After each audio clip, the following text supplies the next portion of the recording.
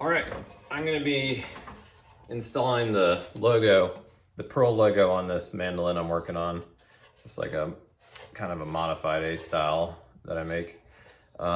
Typically you would be putting the pearl into like ebony or rosewood or darker color wood, but for this particular design, it's maple, a little bit trickier to inlay in, but it still serves as a good example. So before I start inlaying, make sure I have everything I need. So safety first, obviously, ear protection, respirator, and then eye protection. Sometimes I'll use these OptiVisor so I can see closer and protect my eyes. And then I always make sure I keep the inlay on a designated piece of wood, MDF board, just so that I always know where it is. So many times I've misplaced pieces of an inlay, lost them, vacuumed them up, totally preventable. So now I'm a firm believer, have a designated spot just for the inlay and nothing else. Other things I'll use, a stylet, mechanical pencil, and an X-Acto knife. And then I have the router base for the Dremel, and then various router bits for inlay work. To keep dust clear of where I'm routing, I always just put a little piece of masking tape around it, and that acts as a little flag, and as it spins, clears the dust. Super easy solution. The first thing I do is I will take, for the logo, for this example, I always start with the M part of the logo, just because everything centers around that.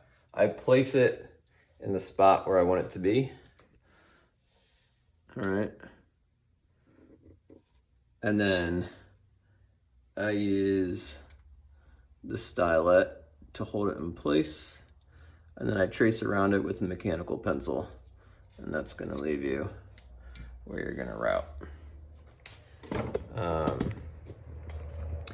Before you route, always make sure to set the depth of the cut to the depth of the pearl. I always do a little bit shallower, like maybe half the thickness of the pearl, and just do a couple passes, and just take your time.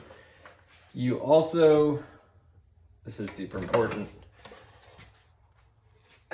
pick which side of the line that you've traced you're gonna stay on. Obviously with inlay, actually it's not obvious because I've messed up on this many times.